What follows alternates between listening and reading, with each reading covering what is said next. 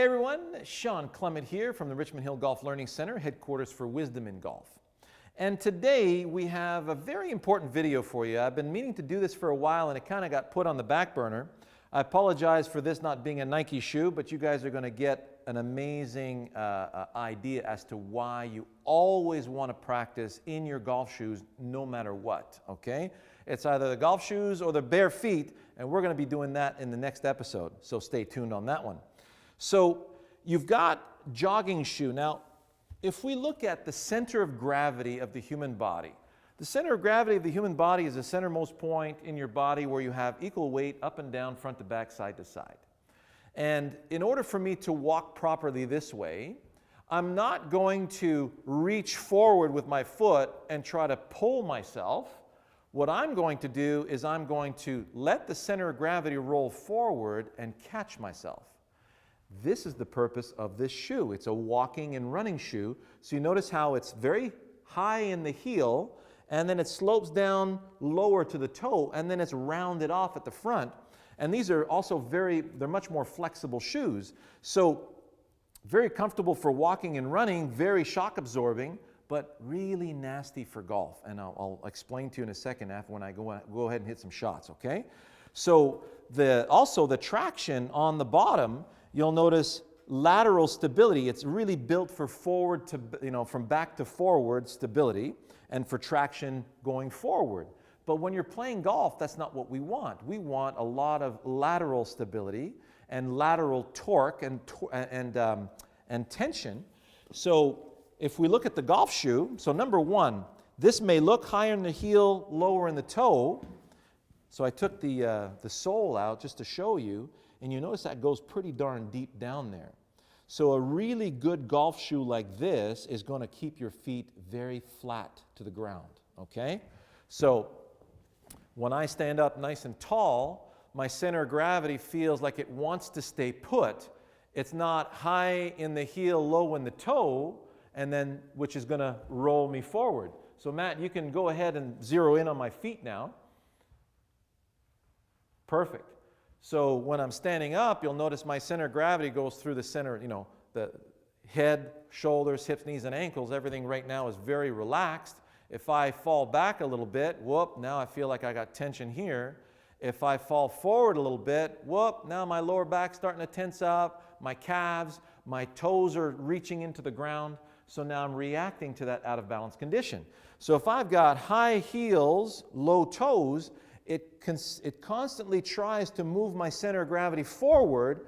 Now when I add the G-forces of my golf swing, well, I'm going to have a tendency to fight my balance all the time. So if you're fighting your balance, you can't let momentum do its job. You can't let the swing go, and you're always going to be, farting around with your trajectory and your distance control. Sometimes you got to hurry up and hit the ball before you miss it, and that's going to tend to change your timing and everything else.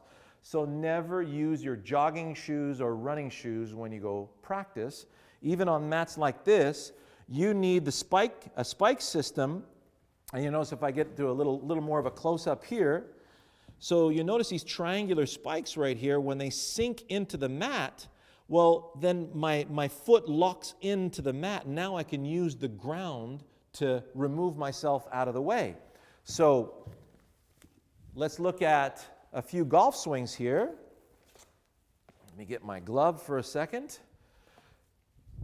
And we talked about, like in one of my videos entitled, Sequence Your Sports Swing Properly. So if let's say I'm snapping a punch, well, the first thing my brain's going to do, you just snap your punch towards something, the brain's got to go get the ground. Then it's going to use the ground to get my body out of the way. Now, this is called a retraction. As I swing toward the target, so even when my heel comes off the ground in the backswing, the first move the brain needs to go to is go get the ground.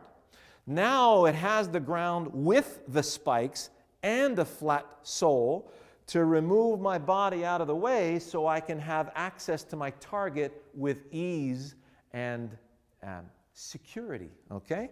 So I'm looking for a very secure hold with the ground, especially when you're swinging, you go play in the dew in the morning, you don't want to go with the spikeless shoes. that's, you know, that you're not going to be in a great position to have fun. You want to have those very solid spikes when you're playing in the dew, especially in the waterproof shoes. So I'm going towards my wet paint sign. I feel solid through the feet. I feel like when I swing toward the target, I'm going to be in balance. So after I do my takeaway, there's my mile markers for balance. I feel like everything, all my spikes are secure into the ground. If I take it away too outside, whoop, now I feel like my heel's just unplugged. If I take it away too inside, whoop, now you see how the front of my foot's coming off the ground? If I slide, whoop, now I've just lost that support from my suction cups. So I want to feel like the arches of my feet are like suction cups and applying some nice suction to the ground. That's very difficult to do when I've got a high heel, low toe. When I've got a low heel where my foot feels very flat to the ground, it feels like, yeah, now I can really secure myself to the ground and be ready to swing with authority toward the target. So you notice at the end of my swing, my center of gravity can stay nicely secure. Head, shoulders, hips, left knee, left ankle, and it feels like I could stay here all day. But if it was a little higher in the heel, lower in the toe, then whoop, then things start to slide out from underneath me, okay? So you don't want to have to be reacting to an out-of-balance condition while you're trying to swing club to a target. That's going to be detrimental. It's your ego and your confidence is going to take a hit for nothing, okay? So I'm going to go left edge of wet paint, ball slightly forward to center, secure those feet into the ground, still secure, still secure. Now from here, the brain's got to switch, go to the target. So I'm throwing my club out toward the target. Brain goes to the ground, uses the ground, gets my body out of the way. So look how secure my left foot is, and then release the target. A little story about Hogan. Hogan used to have extra spikes installed on his shoes.